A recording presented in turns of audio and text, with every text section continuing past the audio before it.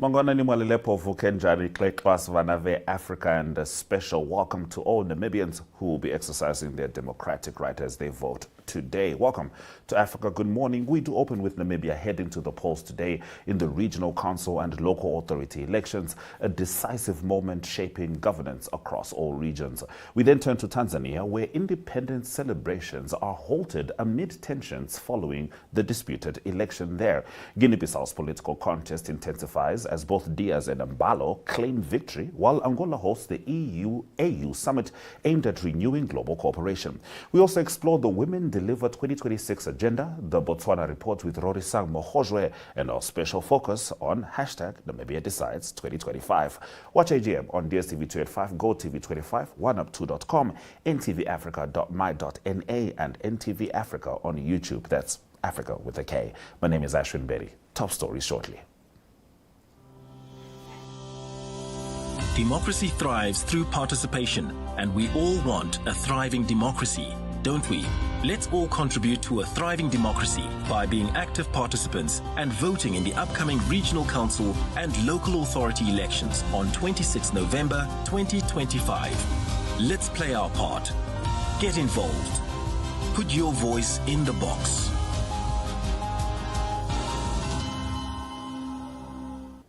Namibia votes today in the 2025 Regional Council and Local Authority elections, marking a crucial moment for communities across all 14 regions and 120 constituencies, with one of them already having been decided because it was uncontested. So 121 constituencies in total. The Electoral Commission has confirmed full operational readiness with 1.49 million registered voters, more than 21,000 trained polling officials, and 4,861 polling stations, which have opened from 7 a.m. to 9 p.m. Citizens will elect regional councillors through the first-past-the-post system, shaping development priorities and feeding into the National Council, while local authority positions will be determined through proportional representation, ensuring diverse political voices in municipalities, town and village councils. Mobile stations are deployed extensively in remote areas, supported by strict voting procedures, color-coded ballots, and accessibility measures for vulnerable groups. Youth voters, representing an estimated 40% of the electorate, are expected to play a significant role after months of targeted mobilization campaigns. Special voting has already been completed, with deployment teams confirming smooth processes and full distribution of sensitive materials across regions. As the country heads to the polls, today's vote will determine the direction of service delivery, local governance, and regional development for the next 5 years. Do follow all our coverage throughout 26 November from 9 a.m. on NTV, 1up2.com, DSTV 285, GOTV 25, Network Media Hub, and our social media pages for updates and analysis as Namibia decides its future. More election news will come after the Botswana Report. Tanzania has cancelled next month's Independence Day celebrations, redirecting funds to rebuild infrastructure damaged during recent election unrest, Prime Minister Mwigulu Nchemba announced. The decision follows calls by opposition groups and others urging citizens to gather on 9 December to protest killings that occurred after last month's disputed poll. The opposition says hundreds died in the crackdown, while the government has not released a death toll but has established a commission of inquiry. President Samia Suluhu Hassan won the vote with 98%, a result the opposition labeled as a mockery of democracy. Her rivals, Tundu Lissu, detained on treason charges he denies, and Luhaga Mpina, disqualified on technical grounds, were unable to contest. Observers reported signs the vote fell short of democratic standards. An internet blackout was imposed for 5 days from 29 October, and people were threatened for sharing protest images. Graphic footage of dead Tanzanians circulated widely, though the government accused the media of tarnishing the country's image. At least 240 people were charged with treason, with some later released after the president urged leniency. Nchemba appealed for dialogue and warned against any further violence. Guinea-Bissau's presidential race took a tense turn as leading challenger Fernando Diaz and President Umaro Sissoco Embalo each declared victory before official results were released, both claiming to have secured more than half the vote. The rival announcements heightened concerns in the coup-prone nation following Sunday's election, the first in which the African Party for the Independence of Guinea and Cape Verde was excluded. Backed by Diaz, Page C, who addressed supporters saying there would be no runoff and insisting voters wanted change. Embalo's spokesperson Oscar Barbosa similarly asserted victory and urged opponents to stop announcing results that might undermine the process. Diaz, 47, of the Party for Social Renewal, gained momentum with support from former Prime Minister Domingos Simoes Pereira, who finished second in the contested 2019 election. Embalo, 53, a former army general, seeks to become the first sitting president in 3 decades to win re-election. Analysts anticipated a tight race. More than 65% of voters participated, and provisional results are expected tomorrow, according to Electoral Commission spokesperson Idrissa Diallo. The commission has not commented on the conflicting claims, however. Moving on. The 7th annual European Union-African Union Summit opened in Angola this week under the theme Promoting Peace and Prosperity through Effective Multilateralism. The 2-day gathering marks 25 years of EU-AU partnership and 50 years of independence for Angola and other African states. It is co-chaired by Angolan President João Lourenço and European Council President Antonio Costa. The EU delegation includes European Commission President Ursula von der Leyen, while the AU is represented by Commission Chair Mahmoud Ali Yusuf. The EU remains Africa's largest trade partner, though ties have been strained by increasing influence from Russia, China, and the United States. Addressing delegates, von der Leyen said that in an increasingly confrontational global economy, Africa and Europe rely on one another more than ever. Discussions at the summit focus on shared economic security and diplomatic challenges, reaffirming long-term cooperation. Leaders emphasized the significance of multilateral engagement, particularly at a time when shifting geopolitical dynamics continue to test partnerships. The event underscores efforts by both regions to strengthen dialogue, improve collaboration, and reinforce stability across the continent through coordinated regional and international approaches. In the last of our top stories, across Africa, sexual and reproductive health and rights are shifting through policy reforms, expanded maternal care, improved HIV prevention, and efforts to dismantle deep social stigma. Yet young people face overlapping pressures from conflict, climate shocks, humanitarian crisis, shrinking civic space, and anti-rights movements weakening gender equality.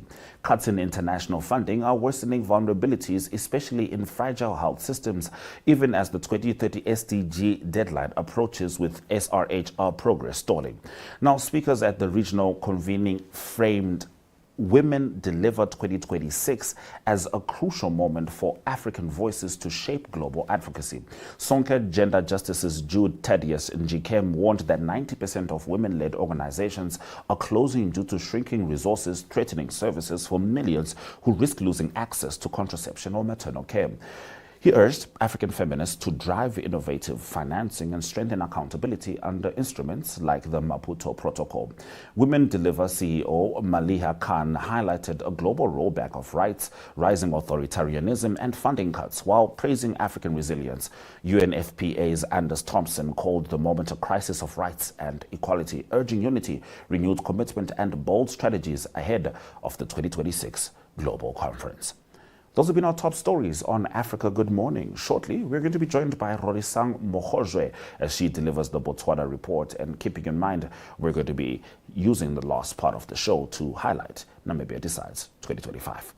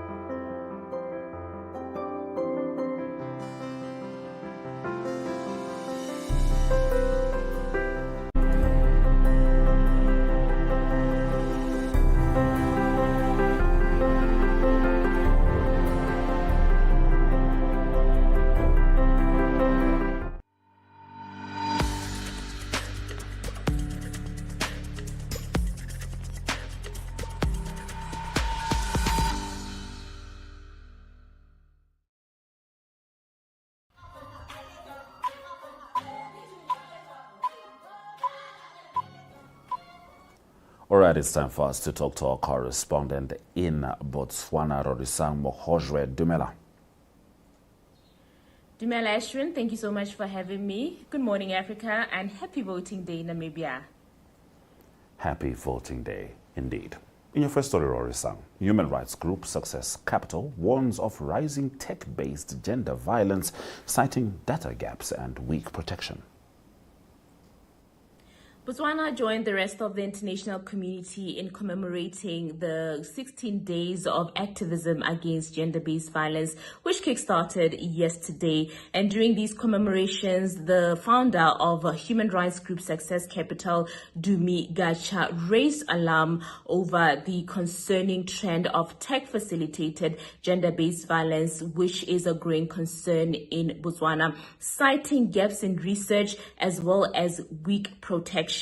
Now, they cited a 2022 study of 125 women, which found that half of them had experienced some form of tech-facilitated gender-based violence, including being cyber-stalked and as well as sexual harassment. And Facebook was found to be the most unsafe platform. Men accounted for 91% of perpetrators, which Gacha says really mirrors national trends.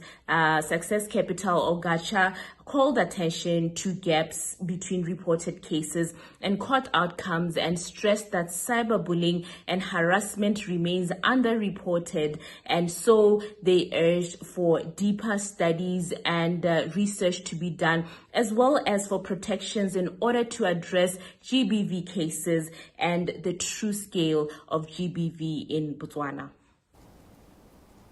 Thank you, Rorisang.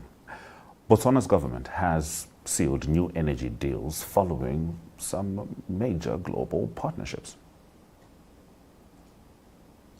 According to the Ministry of Minerals and Energy, these deals were signed during a visit by a top Omani delegation that was led by the president of the Omani Investment Authority. They paid a visit to the office of the president here in Botswana, where they met President Duma Boko alongside some of his senior government officials. Now, these deals include building fuel storage facilities in order to enhance petroleum supply in the country and support regional fuel trading. And in mining, an agreement with the Botswana Geoscience Institute was made with the aim to strengthen mineral exploration capabilities. And these agreements, they follow recent partnerships with international investors to rehabilitate the faulty Murubule A and B power stations, which are currently the main generators of power in the country, and as well as develop new projects with a combined potential of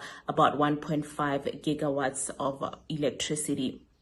Now, during this visit, President Duma Boko welcomed the partnership and said that it needed to be expedited and executed as soon as possible, as Botswana was aiming to become a regional exporter within the next 18 months. And really, he said to... All right, Rorisang, as we say goodbye to you for the day, please take us into the Zebras' announcement of their final squad ahead of AFCON Morocco 2025. Coach Morena yesterday unveiled the 32-man roster which is going to participate in the tournament, and this will be the second time that Botswana participates in the African Cup of Nations since their debut in 2012. Now, the Zebras have been drawn in Group D, which features Senegal, Benin, as well as the DRC, and many believe that the Zebras will be facing one of the toughest groups in the tournament. Now, immediately the team will be going into a local training camp before traveling to North Africa for the final phase of the preparations. The coach did outline a 4-week intensive training program, including 25 to 30 sessions, which are aimed at sharpening both the fitness as well as the technical readiness of the Zebras team. Now, when speaking to the media during the unveiling or during the launch of the team or the players that are going to participate in the tournament,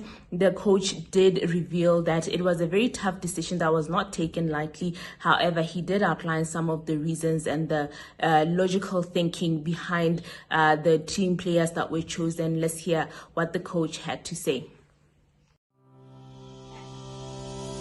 Democracy thrives through participation, and we all want a thriving democracy, don't we? Let's all contribute to a thriving democracy by being active participants and voting in the upcoming regional council and local authority elections on 26 November 2025. Let's play our part. Get involved. Put your voice in the box.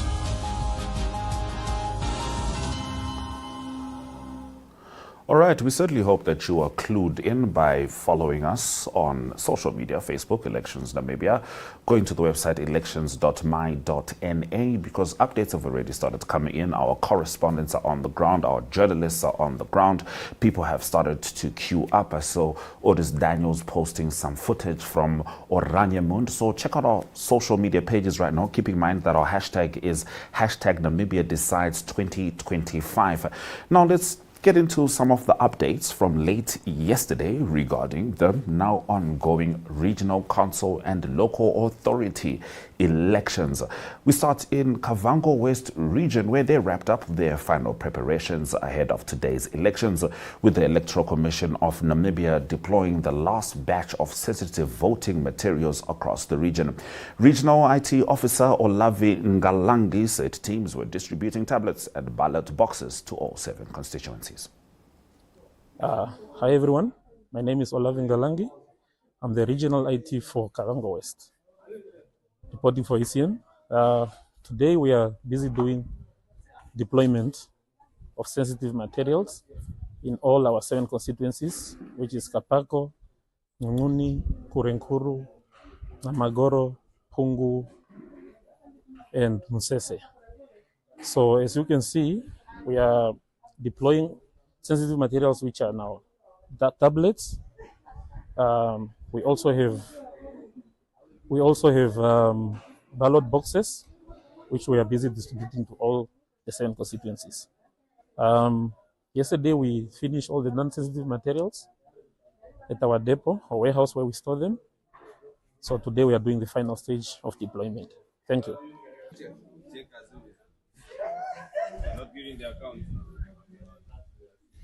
Can you write your name here? All right. Now, in the Karas region, Oranje constituency, Zakaria Lewala Hall, David Mvula, presiding officer, stated that the stage was set and 2025 election officials were ready to deliver. Otis Daniels reporting. Mr. Mvula, please provide us with an update on proceedings here at your polling station. The proceedings are going well. The preparations are all underway. We have received all the materials needed for these preparations, especially the